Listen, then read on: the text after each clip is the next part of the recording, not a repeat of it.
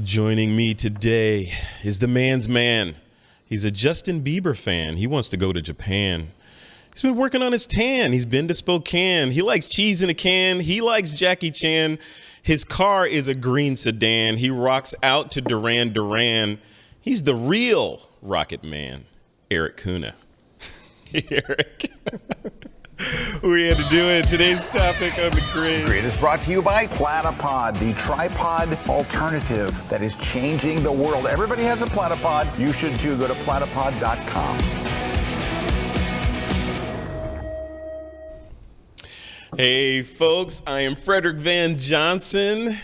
I'm stealing the show from Scott Kelby this week. We're taking over This Week in Photos, taking over the grid for one episode only. Actually, I'm in town here in Oldsmar, Florida, recording a course on time travel for Kelby One, and Scott's not around. So there was an empty set here and an empty chair and a microphone. So I said, let me take over. So I'm taking over the show for a while. I get to sit here with Erik Kuna, and we're going to be talking about Fredrick, how's it going? Hey man, are you excited to talk about this? We're going to be talking about getting rid of your old gear, or just old gear in general. I'm excited to talk about this because I've been ranting about this for years, and now I get to talk to someone else about this. What's going on with you, man? Yeah, I've been doing good. How about yourself? I'm doing good. You know what? I got to tell you something.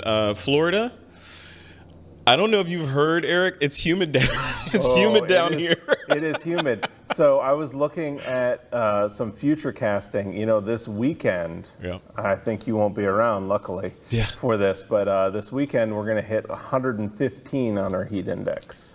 It'll only be in the 90s, but it's going to feel like 115. Yeah, it's just, It's a different world. It's a different world. You got to get used to it. It just feels like you're just constantly moist. That's what it feels like. It's like constantly sweating. Yes. Constantly sweating. Constantly moist. Well, it's nice. I got to tell you, before we dive into the topic, I was just telling the guys, one of the differences between Florida or this region and California, where I'm from, it feels like this area is water world and California is dune. That's what Yes, So if yes. you kind of meet somewhere in the middle, we can have a good time. But it's moist and just complete arid dry out there in California. But good Yeah, stuff. while Scott's up in the northwest there, or in the northeast, I should say, in the non-humid environment, he did the right thing. He ran away from the humidity. There you go. Yeah, that's what you do. Well, you know what? The topic that we're going to be diving into today is getting rid of your old gear. And like I said, this is a topic that's dear to me, just because, on This Week in Photo, we talk a lot about the whole gear acquisition syndrome and how photographers, I don't think it's a wrong thing to have gear lust, because we're all, we all like gear. We like cameras, lenses, lights, and drones, and 360 cameras and all that stuff. But if you look at the cameras that are, just from a couple of years ago, most people that have those cameras haven't scratched the surface of what those cameras can do. Do you agree with that? I mean, Absolutely. Well, and this is a topic when we were pre-planning. That's when we talk about the show. When we brought up this topic, this is a topic that's near and dear to my heart too, because we all have. I know I have it, where the gear acquisition syndrome. Yeah. Where we're constantly looking to, purchase the new thing, get the new toys. But I think that's where sometimes we're going to step back, and I think that's really where we're asking the question: is it time to sell, your old gear? Is it time to sell your old gear? Maybe it's not. And I think that's a big thing in this show. It's definitely something for me that I really think a lot of times we don't even master what we have or use what we have to its fullest potential, and then we're just looking for the next thing and looking for the next thing, and that can get in the way of your creativity. It can get in the way of your photography, big time, because then you're just looking for that next lens, that next camera that you think that's what it's going to do, or that magic setting that somehow is going to unlock that photo, when in actuality it's probably not the case. No, it's not the case, and I think it's easy to get swept up into that. I mean, my heritage is in marketing in Silicon Valley, right? So I know the whole dance of trying to get people to think that the next big thing is what you need to have, and that old thing that you had is antiquated and trash now, and you need to go out and get this new thing that we're marketing because it has this new one feature. Like if it's a camera, oh, it can focus in darkness now, or more. Remember the whole megapixel race? It's megapixels and this and and that. we're starting to. I think we're starting to end the megapixel race. Yeah. I hope, at least. I mean, not to say. I mean, that's where you're seeing that right now. I think the big rumors on Canon's new cameras, it's only coming in at like 24 megapixels. Now, that's still a rumor. Hasn't been confirmed, but if it is, I mean, that's when you get down to it, is that megapixel race was something that marketers came up with as a way to, hey, you need this new camera, you need those 50 megapixels, don't you? Right. You know? Right. Yeah, and you feel bad. So how do you get out of that, Erik? So how do you get out of that kind of eddy of, you know, what we call gear acquisition syndrome? Like, I gotta have the latest and greatest, or the, you know, even if it's an iteration on your current camera. Yeah. How do you break out of that? Because it's hard to say no. It's almost addictive, right? It's like, I gotta have that new Sony. Have you seen the marketing campaign? I gotta get it, or the new Nikon or Canon or Lumix or whatever.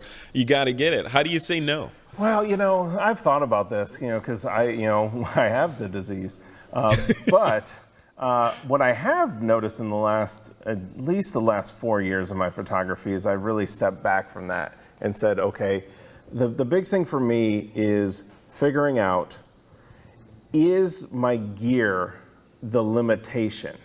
Right? And that's the hard question to answer, because we always go, well, you look at somebody else's photography and you go, oh, my photograph isn't as good as theirs. So you go, oh, I see they commented, they shot with that newer camera. So it must be their newer camera that did it. Yeah. It must be. When in actuality, that might not be the case. And that's where kind of pushing your gear to where when you get to a point where you're like, I can't make that image because my camera is holding me back. Yeah. And really, honestly, nowadays, I mean, that's the hardest thing I think would be if I was in the shoes of a marketer today with the big camera manufacturers, for example.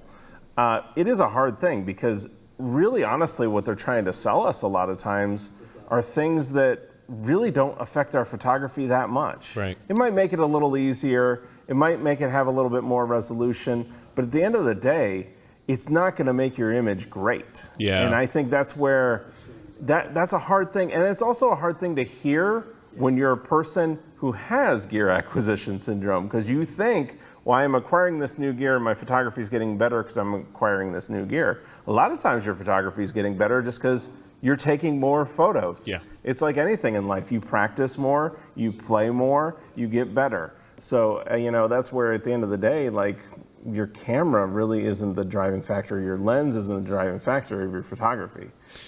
Yeah, and there's a bunch of different variables there, right? Because it depends on where you are in your photography career. Because I know we talk about on This Week in Photo a lot, where photographers will, you know, decide that they love this photography thing, and they'll see a photographer that they admire, like say a Joe McNally or something, right? And they'll say, oh, look at Joe's work. I got to have the camera that Joe shoots with. I need all those SB strobes, you know, not really knowing how to use them. But I think the calculus is, if I have everything Joe has, eventually I can get to where Joe is, right? But that's not, there's an error in that calculus, right? Oh, absolutely. Well, you know, that's the one thing that I talk about a lot of times. You know, I've been around Kelby One for a while, you know, back when we started Kelby training, and, you know, perfect example. Let's take Joe McNally as an example. I remember being on productions with Joe on one of his first class. First class he did with Kelby training. And the camera he had, the lens he had, nowadays would be considered an inadequate megapixels. The noise is terrible. How could you ever use that camera?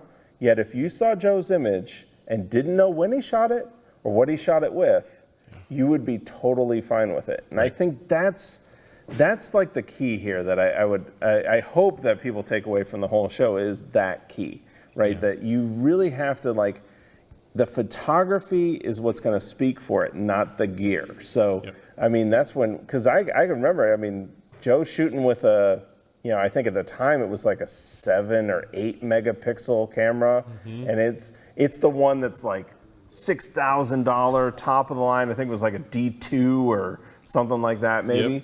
And like that was like big time, you know, like, oh my gosh, you know, I would just love to have that camera. Yep. And nowadays, you know, if we look at that specs wise or on a sheet, it would be considered totally inferior and inadequate, which at the end of the day, it still makes great images. If you have that camera, it'll make great images. Yeah. So, you know, for you, like, what do you find yourself, do you find yourself going back and using old gear to kind of exercise that, or do you kind of like move towards the new gear? Both. You know, I think as I get older, the gear acquisition syndrome is loosening its grip on me, and I think mainly because of the stuff that I do. So I get a fair amount of gear to play with, and I usually have to send back, right? But I get a fair amount of gear to play with, and it has the reverse effect of what you might think, right? You might think, hey, look at all these cameras that I get to play with, and lenses and all this stuff that are on loan to me. But the net effect for me is, if you've purchased something, if you scrimped and saved and you're like, oh, I really want that 50 millimeter 1.4 or 1.2 lens, and I'm gonna be able to get it the paycheck after next, and you finally get it, you click that thing on your camera, there's a feeling of satisfaction that goes along with that, and you're gonna use that thing. Whereas if it just showed up on the porch, then you're like, oh, look, a 50 mil 1.2. Okay, I'll get around to playing with that. It has less weight to it. So I find like my brain is kind of in that mindset. But the other side of it is, I love new stuff. I love new techniques in photography and playing around with things like these cameras I brought up here. Like there's a Insta360 Insta360 1X2 camera, and this is a Insta360 Go-To camera. These things are ridiculous, right? And they represent where I'd like to go in terms of, you know, I have lenses. My glass is going to be great, you know, for a while for my mirrorless Micro Four Thirds and for my full frame cameras. But these little things let me do things that I can't do with the other cameras. So they get me more excited about trying things than, you know, currently, you know, my taste changed with the wind, but currently these things get me more excited than trying new techniques in regular photography. But like stuff, Eric, the stuff that you do, like the rocket photography and that sort of thing, these cameras can't cut that. You need that hardware for what you do, and I would imagine you'd be surprised though. You'd be surprised, because that's where, and I know we probably have to take a break soon. I'm sure they'll tell us, you know, because I see the clock flashing at me, but. To that point, I think, you know, kind of continuing the conversation when we come back, we didn't talk about this before the show, and I'm the same way, where I've got to that same point with it where I do love acquiring gear, but I found that the more that I test out new gear, the more that I look at it, the more I do gravitate towards my older gear. Because again, like you said, you invested in it, you purchased it, it's yours, you kind of own it. Yep. However, I think where my photography is going is the same way you're talking about. I've actually gone to where I'm shooting rocket launches with iPhones, with Samsung's phones, with Insta360. I have the same Insta360 I've shot rocket launches with. Nice. So it's starting to move to where you're using these newer devices as just a different medium of, there's just places you can't get cameras, you can't get these big cameras in, or it's just cumbersome, or you can't do everything you want with it. And that's really, when you get to it, there's definitely something to be said for the portability and the ease of use that comes with these new devices, and especially computational photography. Yeah. That's a big thing for me. I'm like getting very deep into, you know, really, I mean, I believe it to be the future.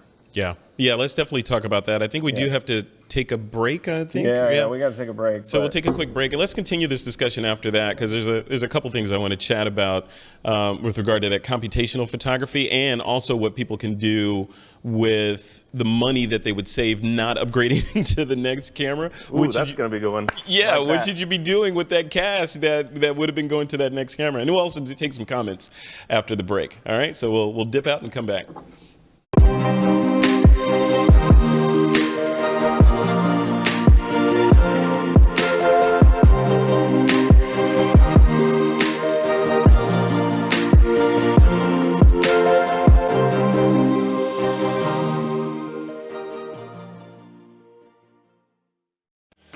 Hello everybody, my name is Aaron Van. We're here at my studio in Orlando, Florida, on location shooting lighting for food photography. I am a commercial advertising food and beverage photographer. This is my first class with the Kelby One community, and I'm so excited to share with you my knowledge and my perspective on how to light for food.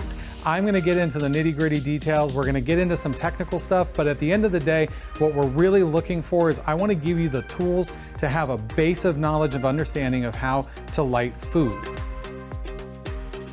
In this class, we're gonna get into some of the details about sensor size, lights, cameras, lenses. We're gonna look into aperture and how apertures really play a role in food photography or in photographing something so tight and so close, and how much light we need to shoot those subjects the way we want to.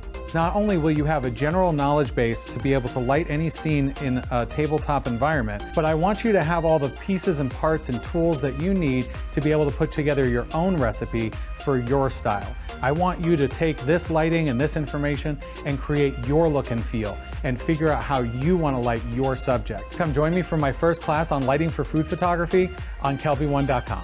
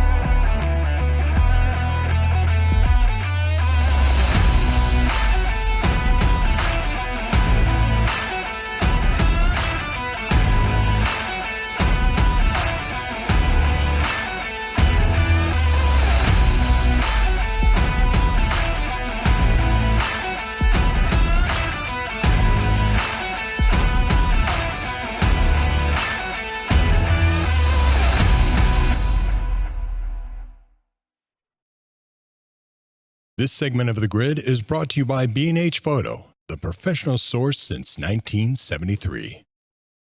All right, and we're back to The Grid. I'm Fredrick Van Johnson, taking over this show for a little bit.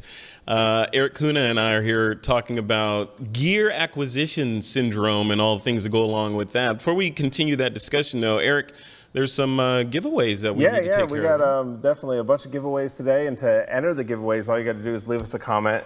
Tell us about if you have any questions for us. Definitely ask us questions. Tell us where you're from. And then tell us what you'd like to be entered to win. So we're going to be giving away a Platypod Ultra today. So we got Platypod Ultra. Great. This is a great small tripod alternative that's great for supporting all the way from big cameras to small cameras like we're going to be showing. And then we also have Scott's new Lightroom 7-point system book. We're going to be giving that away. And then we're also be giving away the Boris Effects optics, right? And then the final one we're going to be giving away is kind of new. We're going to be the Nick collection. So we're giving away the entire Nick collection. Oh, nice. Love that product. Been using that product for years. Yeah. So. Yeah, Nick Collection 4.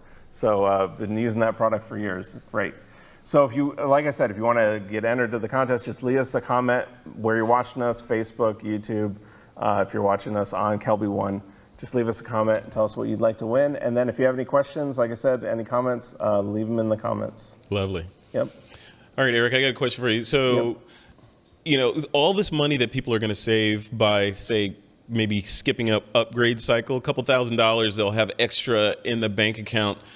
Aside from purchasing a Kelby One subscription or a Kelby One course, what should they be doing yes, with that they money? should definitely watch your class. They should watch your class. Time Travel for Photographers. I just recorded that here. We just I'm wrapped. excited to watch that. Yeah, we just wrapped Principal Photography a couple minutes ago. So I'm excited. People ask me that all the time. It's like, you work at Kelby One, but I love watching the classes. I just love watching and because I love learning, and that's everybody around here. That's what we do. Like, we love learning. Yeah. So one thing I would tell people to do with extra money, education, 100%, right? Mm-hmm. But second to education, or maybe neck and neck with education, would be travel. I would actually, that would be my first. When you asked me that question, it would have been that. Yeah. This is where, and Scott we talk about this a lot on the grid, especially when we get to critiques, and then people show us work, and you're like, well, we never comment on, well, if you had a, Sony A7R4, this picture would have been better. It's, well, if you would have been at a better location, if you would have been at a better time, and that usually comes down to people of restrictions. And it usually has to do with they weren't planning that into their travel. Like, oh, I only had the rental car from this time to this time, or I wasn't in a hotel close enough that allowed me to stay till sunset, or I was on a tour and I didn't take my own adventure, because again, sometimes it's more costly to do that. And that's where investing into the experiences is way more advantageous for me than investing into the gear. Yeah, I agree. And I don't know. I mean, how do you feel? I agree. And, I take a lot of business trips like this one. I'm in Florida from California. This is a business trip. And normally the mistake that I've been making over the years, decades, the mistake that I've been making is not extending, even on this trip, I didn't extend it, but not extending the trip beyond the requisites for whatever the business thing that I'm doing, like not extending it a day or two that's specific for photography. Another thing that I've never done is to plan a trip specifically for shooting. A lot of my friends and peers do this. They're like, yeah, I'm going to Iceland or just going to shoot, or I'm going to Vietnam or wherever just to shoot, and that's the primary mission for the trip. Normally mine are, I have a business trip or a family trip, and maybe I'll get some shots if there's some downtime. I think if I flip that and start going on purpose-built trips that are designed for photography, and then, like you said, Eric, do the research around it so I know what I'm going to do when I'm there, and make it all about making images versus making the images an afterthought, I think I'll be much happier. You agree with that? Oh, absolutely. And actually, that's where I've learned over the years, and I'm the same with you, is I used to lump them along with, again, travels or family vacations, where it's much better when it's kind of like an immersive environment, right? Yeah. When you're immersed in a culture, if you're immersed in a language, you absorb it better. Same thing with photography. If you are immersed into, I am going here with the intent of making images, you will 10 times better on the results on the back end. Yeah. Because you're immersed in it. You're focused on it. There's not another agenda. It's not like, I have to get back for this dinner, this reservation, this tour, it is like my purpose is to shoot. Yeah. And when I've done that, and before the pandemic, Scott and I used to do that a lot. We used to go at least we used to do these group trips, but it was always group trips with other photographers, and it was designed to be, we are going to spend 4 days, 5 days, 6 days immersed in photography. And then you walk away with images that are incredible because you planned it to be there at the right time, in the right light, in the right area. Even the right seasons is a big thing with photography. Just going to a place, you might see a photo, you got to know what season to go or what the conditions are going to be like. That's right. So I want to take a trip where I need to use the app Photographer's Ephemeris. Or photo pills, you know. I'm a photo pills junkie. Yeah, right? yeah. Just instead of just being somewhere and saying, "Man, I wonder where the sun's at." I want to know before I get on the plane that I'm going to go get this shot, and the Milky Way is going to be right there, and the sun's, you know. I want to have it planned down to that detail, so when I get there, it's just executing the shot and having a good time and doing shots around that. Yeah, I mean that's where fortunately. That's my life, you know, with my photography. If you look at my photography, that's kind of how. And I wish I was a little bit more spontaneous at times. Yeah. So I'm kind of the other spectrum of I wish I was a little bit more spontaneous at times. But you know, recently I did a shot where we did that. There's a shipwreck. I know we showed it on the show before up in off the coast of Florida up there that during a hurricane was shipwrecked, and those shots were. That is, I knew what time of year, how the Milky Way would go, what the location would be, all that stuff. Like we knew way before we started, you know. So it's like you do go in with the plan, you know exactly what you're going to walk out with. Which the weather is the part that doesn't sometimes cooperate, which is another part of planning a photo trip is making sure you have the amount of time. But again, it goes back to it wasn't the gear, right? It wasn't the gear. I mean, in fact. I think that whole trip I shot that shot is that's a 12-year-old camera. That's an old 1DX, like the original 1DX. What did you use to plan that? Was it photo pills? Photo pills. Photo pills. Photo pills. I had been to the spot before. I had known that I wanted to go later on in the year when the Milky Way would be over the Gulf of Mexico. And I could do the opposite side of the boat. Because you can see on the other one, I was on the other side of the boat. I was shooting in early spring. This was early summer.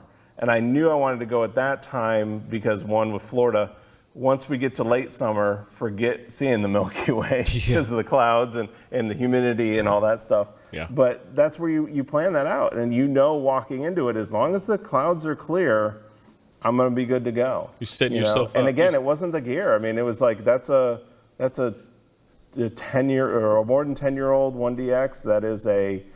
That was the first Tamron 15 to 30. It wasn't even the newer one, and it's just lit up with. Now that's the only thing that was probably new is I got smaller lights. So I've started to move to smaller rigs. You know, we were talking about that. Yeah. Where I got the Lytra Pro lights. They're so small and they can fit right in my backpack. And that's where I'm starting to get smaller and smaller and smaller. I've got to the point where my iPhone is my second camera. I don't take a DSLR or mirrorless as my second camera. Because why, right? Because why? You know, I think we have to take another quick break. When we come back, I want to talk about some ways that people can maybe offload some of their unused old gear or gear that's no longer being used. We'll talk about that when we come back. Hello, I'm Leonard Johnson, and I'm very excited to be here doing my first class at Kelby One. Now I'm going to teach you how to take your images from start to finish with lights, beauty dishes, V-flats, tethered to a computer with Capture One, Capture Pilot, so my makeup artist can follow through. So creating beauty portraits, fashion images. I enjoy doing beauty photography because I like being around people. I think I'm different from other photographers because of the way I shoot. I work with a mood board and I follow that mood board from start to finish to create whatever look I'm going for. And I'm working closely with my team. So creating a team is the way to go if you want to elevate those images. And that's the way I do it to separate me from the crowd. So in this class, I'm going to take you through how to create impactful images from start to finish. So come join me in my latest class at kelby1.com. Have you ever gone to the movies and after spending $30 on popcorn and a ticket, you walked out of the theater thinking, man, that movie was just an excuse to sell toys? But I have started to think that maybe I can look at those toys a different way. And I am a storyteller at heart. And the stories I want to tell are based on those cinematic universes that I love so much. So maybe I could use those toys to tell the stories that I want to tell. The only limit is my imagination. The best part is, you could do the same thing. So join me for my class on unlocking storytelling with toy photography, only on Kelby One.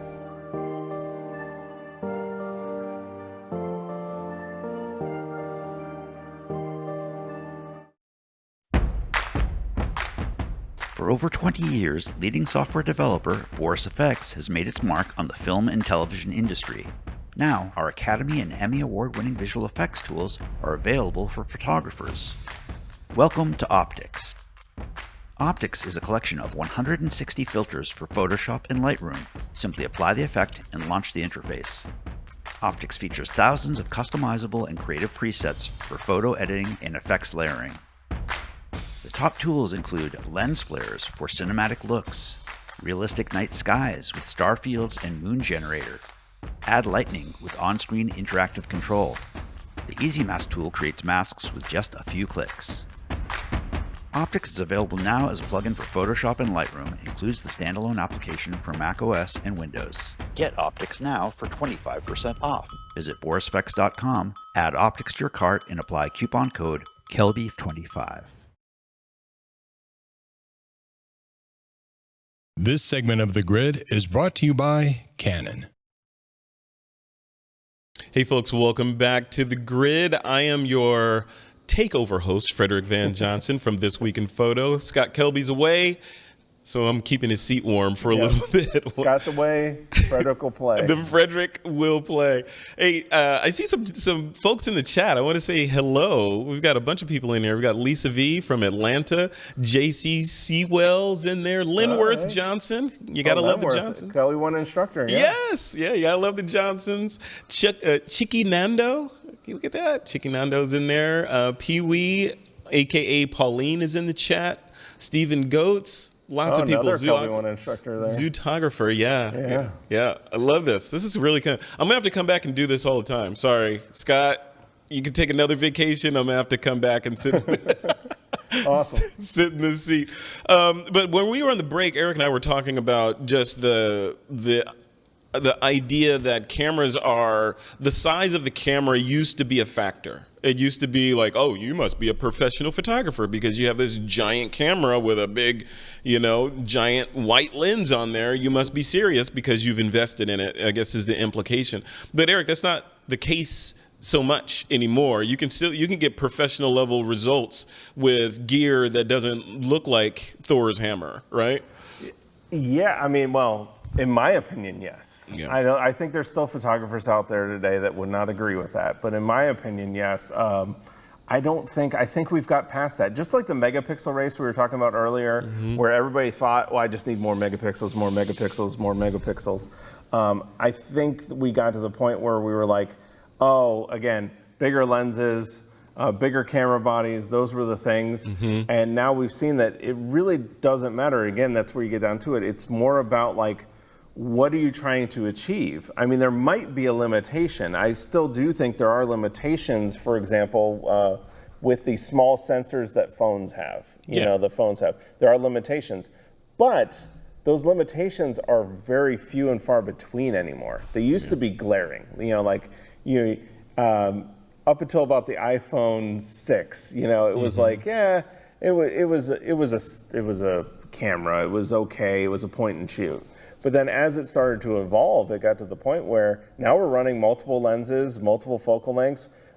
We've even got to the point where we can zoom up to, 250 millimeters in the Android world. Not so much in the iPhone yet, but that's what we're doing. We're moving along that path to where it's great when you have in your pocket, like the Samsung phone I use, you go from a wide angle all the way to 240 millimeters. I mean, you're 13 to 240 millimeters. I mean, I would have, to think about the trips we went on when we were younger. Yeah.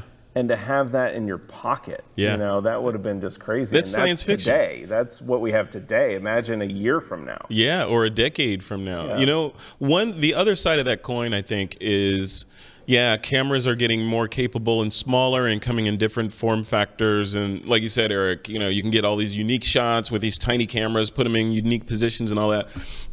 But the other side of that, the other blade on that sword is, I call it theater. Like the theater of photography where, say you're showing up, you're a wedding photographer and you're showing up to the wedding. That is part of it. You got to show up with something that looks more expensive than what the groom groom's dad and owns. that's the exception, I think, definitely to this rule. Like, when you start getting into commercial work, you started getting into, it's professional commercial work and commercial work where you're actually in front of the client. For example, I mean, I brought that up. Photojournalism. Like, I've had shoots that I've done with smaller cameras, and it's fine as long as my editor is okay with the quality. As long as they're not really caring what gear I use. But it's definitely different, like you're saying. You show up at a wedding with an iPhone. Yeah, you're probably not going to be able to charge the amount of money you want to charge. Right. Right. Even and I guess the caveat to that is, if I don't know, like we're using Joe McNally as an example. If Joe McNally shows up with an iPhone, I'm going to be okay with him shooting whatever he wants to shoot, because that's what Joe shoots with, right? And we know the quality of his work. But if you're showing up and no one knows who you are and you show up with an iPhone, then that's kind of, it's going to take some convincing for people to assume that you can do what you say you can do, right? Right. And then there's that other side of the world where then I've seen wedding photographers who, I've seen the photos, I've been at weddings, I've seen the gear that they have, and then you look later when the bride or the groom shares the photos and you're like, wow, could have done better with my iPhone. I actually had that happen once where I was shooting shots at a wedding with my iPhone, and then I shared those photos later with the couple, and they went, I would have much rather had you shoot the wedding than the thousands of dollars we spent, hiring somebody that just had the fancy gear. Yeah. I mean, and that's talent, right? I mean, like we started this discussion. Not, you could say the old thing that people like to say is it's not the gear. Gear doesn't matter. That's true to an extent, right? So I totally. I think we've said before on the show, the gear doesn't matter until it matters. Until it matters. Yeah, like low light, right? These smaller sensors on these cameras that we're talking about, like these little Insta360 or GoPros or whatever. Those cameras are great for what they're designed for, but it's basic physics. If you have a smaller sensor, then they're not going to have the low light performance of something with a gigantic Fujifilm, sensor on it. Fredrick, why is that so important? Why is light so important? What does the word photographer mean? Recorder of light is there what. You go. Yeah, there you go. That's what. So at the end of the day, like, that's why that is important right there. Yeah. I mean, you're totally right. Like, the smaller the sensor, it's not going to do as well. But that's what we do. We record light. So if you're recording low light, you might need a bigger sensor. Yeah. That's why if I'm going to shoot the Milky Way, I tend to go with a full frame sensor. However, it's getting better. The smaller sensors are getting better. There's techniques, again, with computational photography that you can do that can counterbalance all that fancy gear that I have shooting the Milky Way. Do you think that's the next iteration? Because I feel like the main thing that's missing when I look at my, quote, traditional cameras, like my Lumix G9 or S1 series camera or whatever, great cameras. I love what they can do. Sony's are great, Nikon's, Canon, etc. These cameras are basically supercomputers with optics slapped on them. They can do amazing things, but I always feel like, I go back to my iPhone with its beautiful touchscreen and app store ecosystem and wireless connectivity and, social media access and all that. I'm like, why can't I have that chocolate in my peanut butter? Right. So, let's continue that. I definitely think that, and again, I don't know. I feel like the anomaly here a lot of times when I talk to my friends about this, photography friends, but I definitely feel like the future is in computational photography. And I also feel like if one of the big guys that you just talked about would actually put in, because they are supercomputers in their own right, but they're supercomputers with limited capabilities. Yeah. I mean, the Canon, Nikon, Sony, all those, they're not really like processor intensive, GPU intensive. They can't do a lot of the computations. They don't have a solid operating system to do a lot of this stuff on the fly. That if they were to do that, and if they were, let's say Sony puts in, basically they take what technology they have in their Android phones, they put it into a full frame body, put that into a mirrorless format that has lens adapters, like that would be killer. That'd be the killer combination where you had not only the sensor, but then that ability to do things like stack right in camera. So you're able to take shots and stack out noise. Yes. Which we can do on our iPhones and our Android phones today. Yeah. Do things like frame averaging, where we could do long exposures without ND filters in our camera. That would be a killer combination. You know, if we could do things, I mean, you've got all these different things, like you could do, where you could do compositing in the camera. All these things that we can, again, do with our Android and our iPhones today. Yeah. If we were to do that with an actual, real big sensor, imagine that. Imagine that. The future. Yeah. You know what? We gotta take another quick break. But before we do that, I want to say hey to Rick Salmon is in the chat. Rick Salmon says cameras don't take pictures. People do, which is the truth, brother. And that Rick, is. I hope you're recovering well. So. All right. Let's take a quick break. We'll be right back to talk about some more computational photography stuff. Hey guys, my name is Sam Haddix. I'm a portrait photographer from New England, and I have a brand new class on kelby1.com that I am super excited about. Do you ever feel like a left brain person stuck in a creative industry? I definitely know that I do. Have you ever looked at an image and known that you like that image, but you're not sure why? In my new class, we're going to break down the whys. We're going to figure out why you like a particular image, and we're going to find ways to incorporate what you do like into making brand new images of your own. So if you want to unleash your own creativity, see me play guitar, and show off my tattoos, well, join me in my new class exclusively on kelby1.com.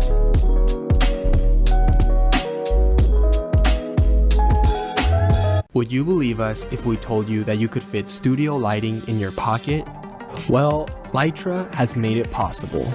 Lytra is a global award-winning brand that designs and manufactures professional-grade camera lights that are compact, rugged, and waterproof. Whether you're using Lytra gear in a photo studio or underwater, Lytra's mission is to provide content creators with flexible and unlimited lighting tools that can mount on any camera, anywhere. Their lights come with a high CRI or color rendering index, making them some of the most color-accurate lights in the industry. Due to the light's compact and rugged design, photographers are able to use the lights in ways that their studio lighting never could. Lytra has also made multiple lighting accessories available to fit your every need as a creator.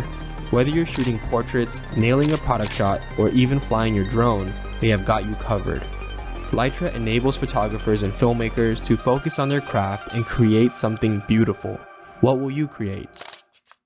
Make sure you don't miss any episodes of The Grid by subscribing to Apple's podcast app or iTunes. It's free, and we even have a special audio-only version too. So sign up today. This segment of The Grid is brought to you by Platypod, the world's most compact tripod base.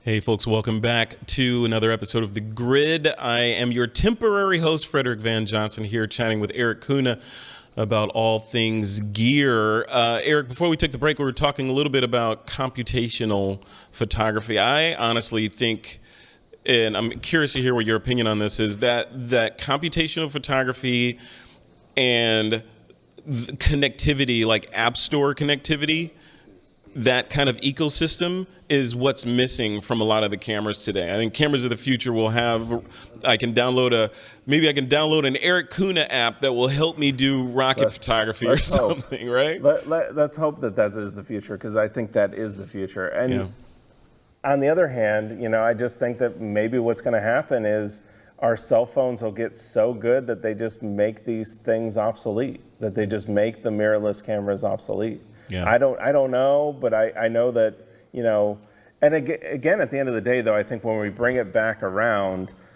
these are just captures of light. That's all. They're just a sensor, like this is a camera. I really would encourage people, and I think that's one thing that we haven't touched on enough in the show, to really try to use the gear that they've had to its fullest before they upgrade. This camera right here is a EOS 1D. So this is the first digital, like in that professional line of that 1D. It's a whole 5 megapixels. It is like very, very rudimentary in its form. But if you could look at like the buttons and the dials, I mean, it definitely is carried over in the whole family for until we'll hear the 1DX Mark III, which will probably be the last iteration of it. Yeah.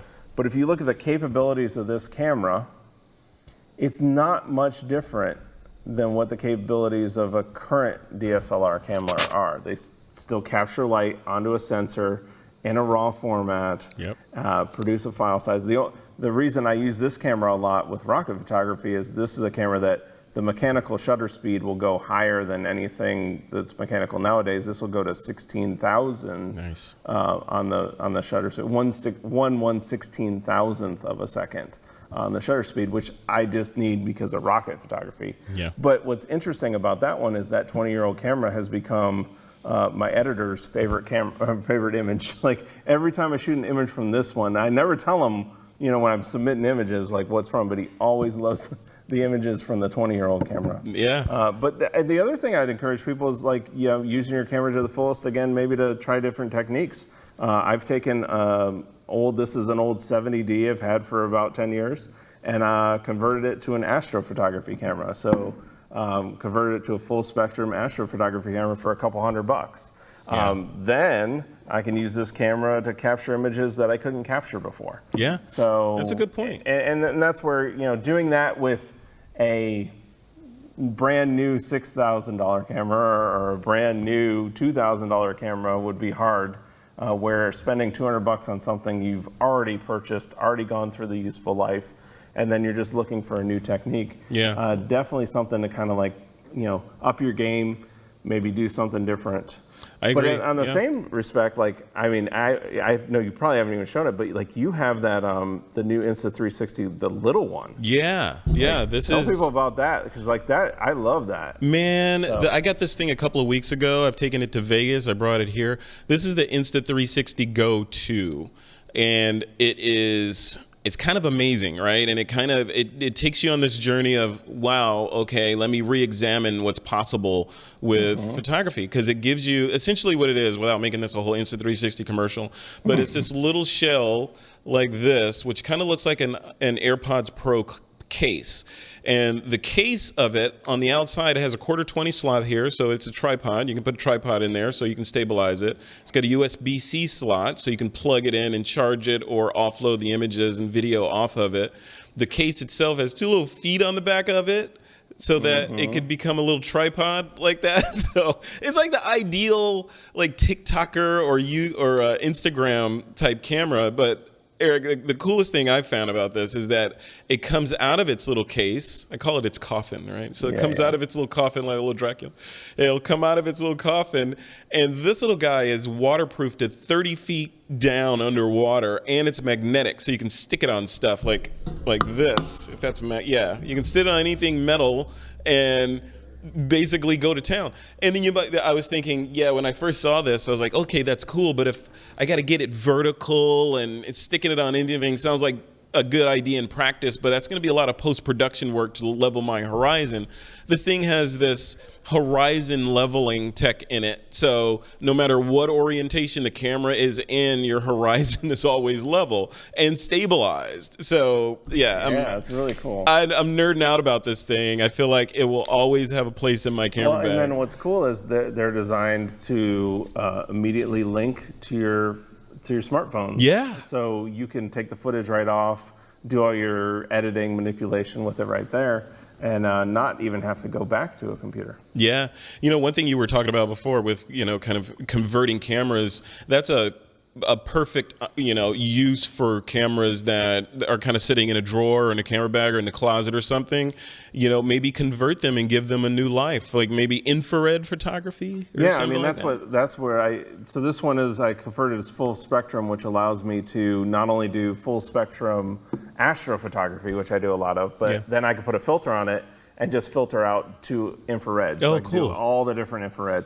Definitely, that's one that a full spectrum conversion, while it may be a little bit more in that you have to put filters in front of the lens or in front of the sensor, it allows you that you could do basically anything at that point. You're just converting your sensor to where you're telling it what light you want to capture.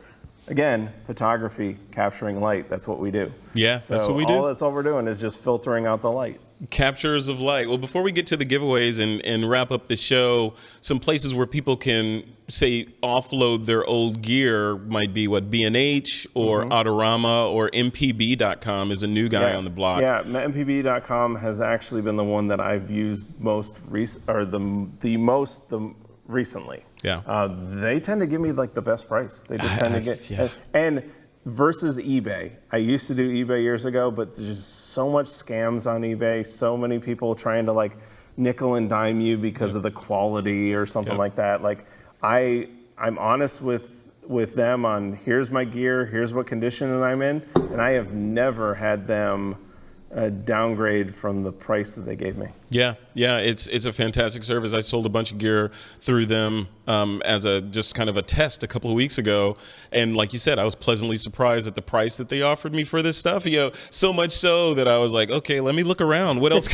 What else can I get rid of? Same thing. And then I'm like, oh, they'll buy that? I don't use that anymore. Exactly. Who needs that? I don't need that anymore. I bought that thinking I was going to use it every day, and that lens sits on a shelf. Yeah. Well, Eric, I'm the new kid on the block here. So how do we give stuff away? So giveaways. I mean, we're gonna have. We've got some names up there that we got for the giveaways. So we're just gonna tell people that they've won. Okay. I can't see it, so I can see it. All right. So for the Lightroom book, I believe it's this here book right here. Looks like it's going to Pee Wee, aka Pauline. Congratulations, you got this book. The Nick collection is going to John Cranack. Congratulations, John Cranack. You're getting the Nick collection. The Platypod Ultra is going to Gary N. Gary N., congratulations. You are the proud owner of a Platypod Ultra. And lastly, Boris FX is going to, drumroll please, Bob. There you go. Bob Driver. Bob Driver is the winner of Boris FX. Congratulations, everyone. Cool. I'm gonna And just email us over at goodprize@kelby1.com, and we'll verify your information and then get you out your prize. Yeah, I will. I'll go ahead and test everything first to make sure that it works properly, and then I'll send it off to you. Speaking of small and gear, that's what another thing I love about using the newer gear, especially with that computational photography. We're just talking about. So this is a little tripod, Giotto's tripod that I head. This is the head. Wow. That I use on my Platypod or a selfie stick to attach my phones to all the time. So between this, a Platypod, and my phone adapter, I've got what I consider I can produce professional results. Because at the end of the day, like it really is, the difference between a professional and non-professional results, I think, is being able to capture the light in a way that people go, wow. You know, they go, wow, that's it. That you've made a great image. Yeah. It really doesn't matter at the end of the day what that gear ends up being that captured it. And I think that's where we got caught up on that for years. Yeah. But at the end of the day, like that's why we stabilize our camera. Why do we stabilize our camera? Because that's going to create a better photo for certain photos. Yeah. There's certain photos that you're not going to stabilize your camera. You know, you're following action around, you're doing that kind of stuff. And that's where we spoke to earlier, there's going to be limitations with that gear. Yeah. Yeah. And the other piece of that is, there's so much to it, right? So what are you going to do with the final image and the story around what you're trying to tell, right? Because you can be competent and get a great image with your cell phone, but if it's not really telling a story, if a tree falls in the forest, doesn't make a sound. If you can tell a compelling story, these are some of the things we talked about in the time travel course we just recorded here, is storytelling and going through that whole process of using imagery to illustrate a concept or tell people things. I think that's a cool way to go. We're going to wrap up. Let me bring up, drive this home, because I shared this image. I don't know. Actually, if they could bring up my Instagram and go back 4 posts. That's it. I don't know if I'm connected yet, but if you go back to that one, that one right there. No, you were there, right there. Look at those shots, man. Jeez. That came from this camera. That came from that old years old, and I posted it this week, and it's the one that got the most interactions, the most talking about it, and nobody went, oh, I wonder what, it must have been your camera. It must have been your gear. It must have been the thing. It was a 20-year-old camera with a 12-year-old lens, because that was the first 70-200, like my old one, right? So, I mean, that's at the end of the day. Like, that's really, when you get down to it, like, that's really it. It's not really the gear that does it as much as going through all that thing. And like you said, I had to travel to do it. I had to, stay in hotels. I had to do all that stuff, to make the image. Yeah. You put the effort in, you put in the work. Hey, Eric, before we wrap up, I want to talk a little bit about Photoshop World. I know that's coming up, but there's a question I think we need to touch on real quick before we end from Diane Arnold. She says, Erik and Fredrick, what is your definition of computational photography? You want to take that?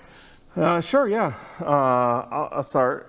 So my thing is computational photography is where you are, instead of just capturing the light to the sensor, you're capturing the light to the sensor and then using the computer to process the images. For example, a great example would be like panos. How we used to do panos was take a picture, take a picture, take a picture, take a picture. Then we would compute when we got back. We would actually do the computation to combine those.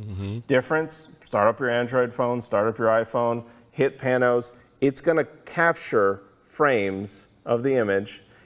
When you stop, it's gonna collect those frames, it's gonna seamlessly stitch it, and it's gonna give you the pano.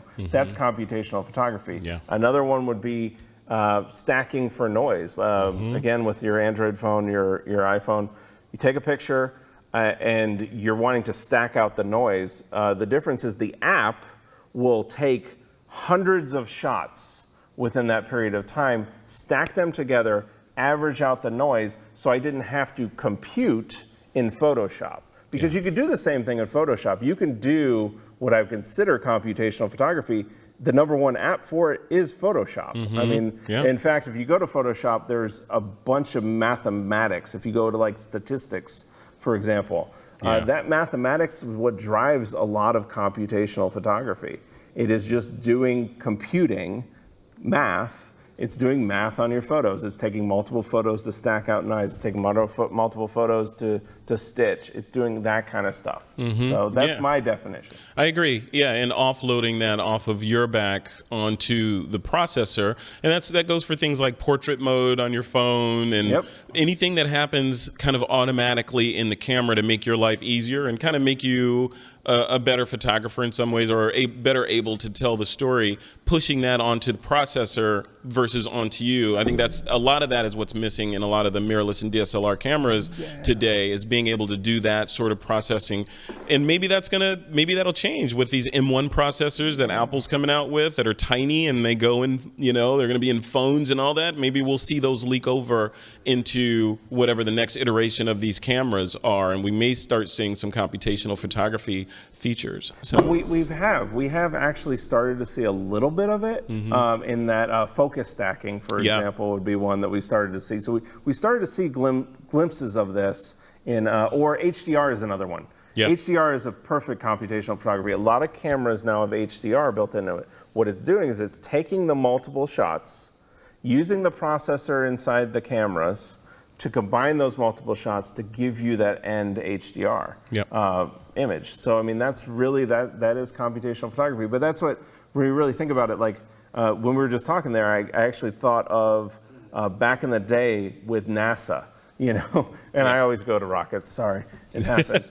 You got rockets on the brain. So back in the day, they called the people that did all the math for the Mercury, they called them computers, right? That's where the name comes from, with computer, right? They were just doing math, right? So computational photography really is, instead of you being the person doing all the computing in the computer and lighting up your layers and hitting all the thing and then hitting process, your phone's just doing it for you. It's just, so that's where I think with people, they go, well, that isn't photography. It's like, well, yes, it is. We've been doing it for years. It's just we used to have to do all the work. And I don't want to stitch a pano. I mean, there's no fun in stitching a pano. You know, the difference is if you stitch a pano in your phone and it looks all wonky, well, yeah, then I wish I stitched the panel so I could correct it. But they're getting so good nowadays. I mean, it's crazy how good it is. It's way better than if I do it. Yeah, let robots do it. You know? There you go. Let the robots do the robots do it. Well, you have the fun. Well, let's wrap this up, Eric. I know, like I mentioned before, I know Photoshop World is on the horizon. What does that look like this year for the company? Yeah, well, that was so funny. I didn't talk about. I was actually a little late to the show. He was very late. Yeah. I was sweating. But it was because I got so I was working on stuff for Photoshop World. You know, we're deep into the planning, we're deep into that, but it is all online this year. And what we're doing is we're able to we've done this conference for 20 years, and at the end of the day, like this is a bunch of sessions, 48 sessions, 3 days, 3 tracks, all different subjects. So we got Photoshop, Lightroom, photography tracks. It's going to be everything you need to know in those 3 days to kind of master those topics. So if you're looking for like an all immersive event, that's the thing I love about conferences. It's like that all immersive. It's like you're talking about the photo trips. You're spending 3 days really just diving in, and not only that, we've got all the after hours activities, we've got all the bonus events, we've got even pre-con sessions the day before that are based on Photoshop, Lightroom, and photography basics. So we wanted everybody that comes, if you don't have that basic foundation of those tools, there's classes for you that first day on that. Yeah. And then the other thing is that I think is really cool is not only that, everybody who attends Photoshop World is getting a 6-month Kelby One membership included. Oh, nice. Right? So you not only get Photoshop World, but you get 6 months of Kelby One membership. Plus, the other thing, I keep on like, I'm trying to, you know. But wait, there's more. Wait, there's more. Ginsu right? knives? and what it is that's cool about doing it online is that we are able to archive all those sessions, and you're able to have access to those sessions for an entire year. Wow. So anything you missed, anything you didn't pick up, you can go back and watch again. Another session was going on at the same time. Another one was, you can watch that playback later. Very cool. So. Awesome. Well, cool. Well, I think we should wrap this show up for now. What do you say? Yeah, we should. All right. Well, thanks everybody for watching. Once again, I'm Fredrick Van Johnson. You can find me over at thisweekinphoto.com. Honored to be hanging out here in Florida for the week with these folks. It's been a blast hanging out over here and doing what I think you will find is an amazing course on time travel, which is going to be hopefully releasing at some point in the near future. Anyway, we'll leave it right there. Thanks a lot, Eric. All right, thank you. Thanks for doing that, and I really appreciate you hosting this show with Scott. Not hosting the show. This is great. Yeah. All right, we'll leave it right there. Take care, everyone.